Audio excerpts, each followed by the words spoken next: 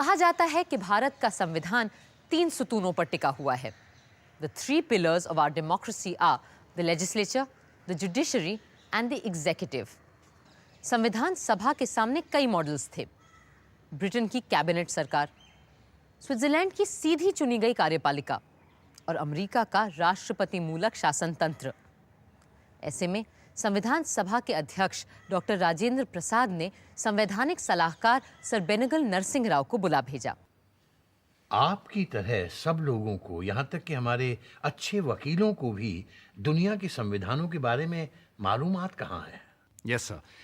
That is why I thought of drafting a questionnaire, which we will send out to all our members, asking for their written opinion about the rights and the formation of the executive, and also begin telling them about the choices made by other countries. Union constitution committee का बनाया प्रारूप 21 जुलाई 1947 को पंडित जवाहरलाल नेहरू ने सभा के सामने रखा। पहले क्लॉज का पहला हिस्सा यूं रहेगा, फेडरेशन यानी राज्य संघ का मुखिया होगा प्रेसिडेंट यानी राष्ट्रपति, जिनका चुनाव इस तरीके से होगा कि राष्ट्र संसद के दोनों सभाएं और तमाम इकाइयों और सूबों के लेजिस्लेचर्स के मेंबरान, और जहां की इकाइयों में एक से ज्यादा चेंबर है वहां सिर्फ लोअर हाउस के सदस्य इलेक्टोरल कॉलेज में भाग लेंगे। इकाइयों में समानता लाने की गर्ज से इकाइयों के लेजिस्लेचर्स के वोटों को उनकी आबादी के हिसाब से ही वजन दिया जाए। एक मुद्दा जिसके बारे में हमें शुरू से ही फैसला करना होगा वो है कि हम किस किस्म और आकार की सरकार चाहते हैं। काफी गौर और बहस के बाद हम इस नतीजे पर पहुंचे हैं कि प्रेसिडेंशियल सिस्टम हमारे लिए उचित नहीं रहेगा, अव्वल इसलिए कि हम मंत्रिमंडल पर जोर देना चाहते हैं और जहां जिम्मेदारी भी संसद, काबीने और मंत्रियों की होगी, ना कि राष्ट्रपति की। मगर साथ साथ हम ये भी नहीं चाहते हैं कि राष्ट्रपति महज एक सजावट का ओहदा रहे। पंडित नेहरू ने यह भी कहा कि असल में तो अच्छा होता अगर राष्ट्रपति किसी पार्टी, किसी दल का न होता, पर शायद व्यावहारिक रूप से यह संभव न हो पाए। पर इतना आवश्यक है कि चुने जाने के बाद राष्ट्रपति किसी दल विशेष का नहीं, बल्कि पूरी निष्पक्षता से सारे देश और संविधान का रखवाला हो जाए। आज भी यही परंपरा जारी है। उधर डॉक्टर राजेंद्र प्रसाद के मन में कुछ शंकाएं अभी भी थीं। राव साहब, द क्वेश्चन इज कि क्या राष्ट्रपति के पास मंत्रिमंडल द्वारा भेजे गए बिलों को स्वीकार करने या अस्वीकार करने का अधिकार होगा या नहीं होगा? In my opinion, no. और अगर वो बिल संविधान के खिलाफ जाता हो तब भी ये बात लागू होगी?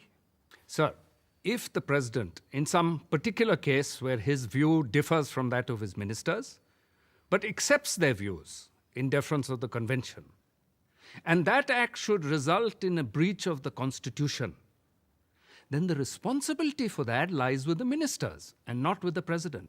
और अगर no party has a majority in the house और ऐसी कोलिशन सरकार चुनाव हार जाती है, तो क्या तब भी प्रेसिडेंट को उस मंत्रिमंडल की सुननी पड़ेगी बनिस्बत इसके कि वो उसको डिसॉल्व करके एक नए प्रधानमंत्री को खड़ा कर सके? That is a difficult one, sir. But I think that a defeated ministry has no right to be advising the president in the selection of a new prime minister.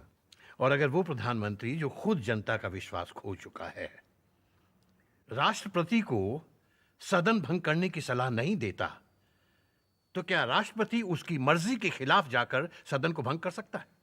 Yes. In such circumstances, the president may select a new prime minister who is able to carry parliament with him. मैं बस यही दुआ करूंगा कि कभी किसी राष्ट्रपति के सामने ऐसी नौबत ना आए कि उसे कभी कोई ऐसा दिन देखना पड़े।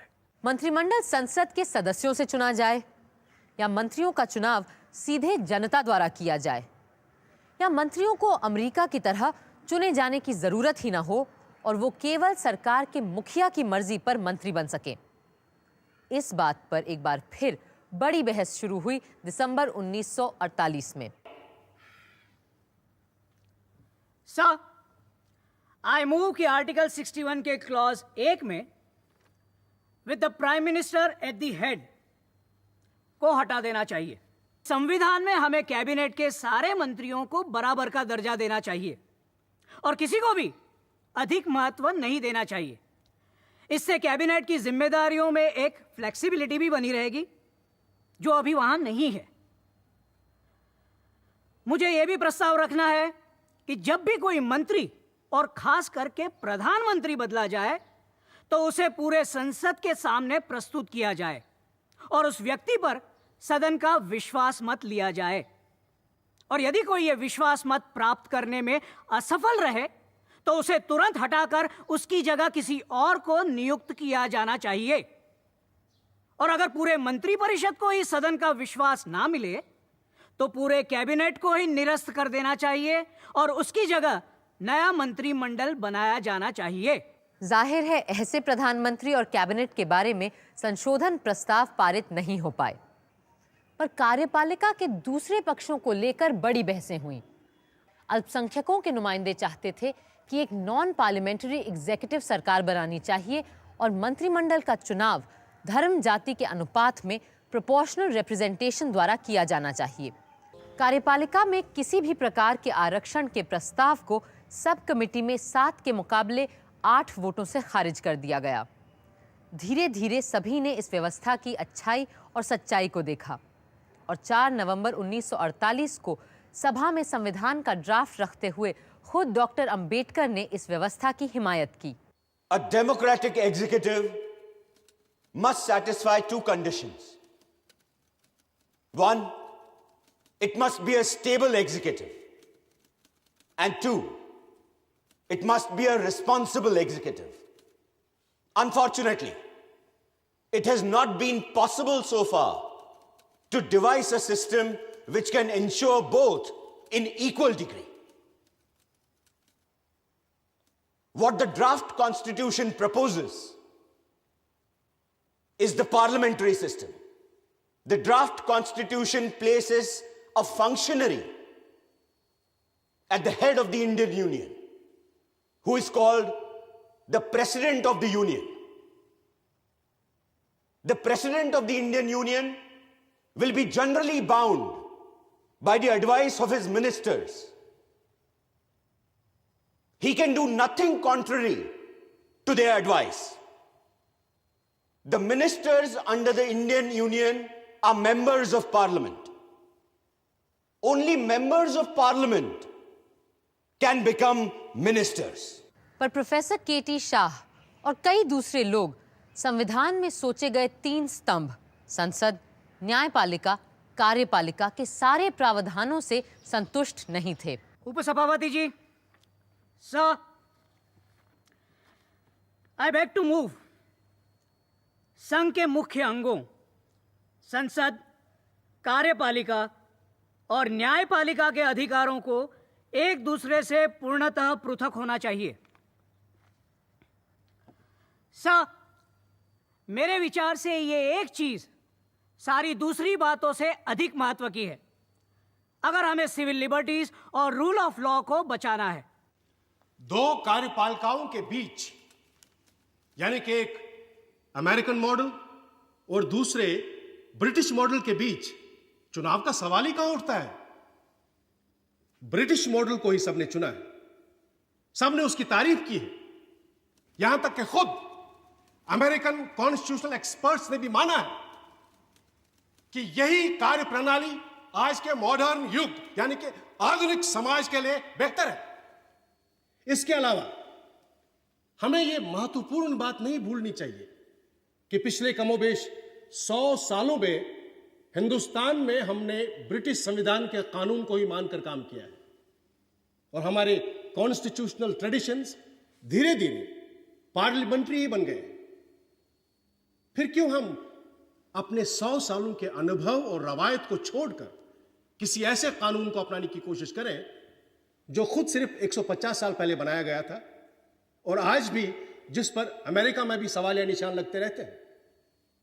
इसलिए मैं यह दोहराना चाहूंगा कि प्रोफेसर शाह के द्वारा प्रस्तावित स्कीम को ना तो इस हाउस ने माना है, ना कहीं और इसके अच्छे नतीजे निकले। पर बात सिर्फ कार्यपालिका की ही नहीं थी। संसद के स्वरूप, अधिकारों, कर्तव्यों, कार्यकाल और नाम तक को लेकर खूब चर्चा हुई। So, I beg to move that the legislative power of the Federation shall be vested in the Parliament of the Federation, which shall consist of the President and the National Assembly, comprising two houses, the Council of States and the House of the People. It seems, sir, that it is unnecessary to have this expression, National Assembly, coming between the Parliament and the two houses. It is therefore desirable to omit National Assembly. यूं संसद के 2 सदनों के नाम रखे गए। इन सदनों की मियाद को लेकर भी कई मत थे। लोकसभा का कार्यकाल कम से कम 5 साल का होना चाहिए। वहीं राज्यसभा के सदस्यों का कार्यकाल 6 वर्ष का रखा गया, जिनमें से हर 2 वर्ष पे सिर्फ 1/3 सदस्य सेवानिवृत्त होते हैं, ताकि ये सदन एक निरंतर धारा के रूप में चलता रहे। कार्यपालिका और विधान मंडलों के बाद आइए नजर डालते हैं तीसरे स्तंभ, न्यायपालिका यानी जुडिशरी पर। Fortunately, at the level of lower and higher courts, we have inherited a well-constructed and smoothly functioning sound judicial system from the British. But now, we have to give thought to the establishment of a Supreme Court where the judgments of high courts could be brought to appeal. This apex court will also have to play the roles of an adjudicator between the provinces and the princely states when needed. Apart from being the highest platform for appeals, will have in its power and purview the necessary means to safeguard fundamental rights of every citizen of free India. That soon we will have. And unlike the Privy Council, this Supreme Court should also have the mandate and the authority to examine the constitutionality of any legislation that our parliament may make in the future. Supreme court न सिर्फ हमारे संविधान का रखवाला और खैरखा होगा, बल्कि वो हर भारतीय को वो समान अधिकार भी प्रदान करेगा जिसके लिए सदियों से अंग्रेजों की अधीनता और रजवाड़ों की गुलामी में हम तरसते रहे। हमारा उच्चतम न्यायालय उस सामाजिक क्रांति का वो धारदार हथियार भी होगा जो पुरानी बेड़ियों को काटकर हमें मुक्त करेगा। And yet, this Supreme Court must not busy itself only with the rights debate. It must not concern itself only with the life and liberty of the individual, but include within its scope criminal appeals, civil cases, and financial matters as well. Only then will it become our Supreme Court in the real sense of the term. यूं नींव पड़ी एक नई न्यायपालिका की। पर जहां तक संसद और न्यायपालिका के बीच के अंतर संबंधों का सवाल था और दोनों में से कौन छोटा कौन बड़ा का प्रश्न था, 13 दिसंबर 1948 को एक बड़े पते की बात की डॉक्टर B.R. अम्बेडकर ने। In a federal constitution, the judiciary would be endowed with the authority to question the law, not merely on the ground whether it was in excess of the legislature's authority, but also on the ground that whether the law was a proper law. It may be a perfectly good law, but if it violates the fundamental principles, the judiciary would have the power of declaring it invalid. For myself, I cannot omit the possibility of a legislature packed by partymen making laws which may abrogate and violate the fundamental rights affecting the life and liberty of an individual. At the same time, I do not see how 5 or 6 gentlemen sitting in the Supreme Court, examining laws made by the legislature, by dint of their own individual bias and prejudice, be trusted to determine which law is good and which is bad. It is a case where a man has to choose between the devil and the deep sea.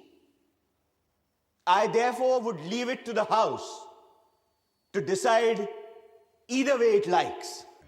कुल मिला के विधानमंडल, न्यायपालिका, कार्यपालिका की इस त्रिवेणी ने एक ऐसा बेजोड़ अटूट जाल बुना, सीमलेस वेब, जो हमारे दुनिया के सबसे बड़े लोकतंत्र को संभालने, बांधने और पालने का काम कर रहा है।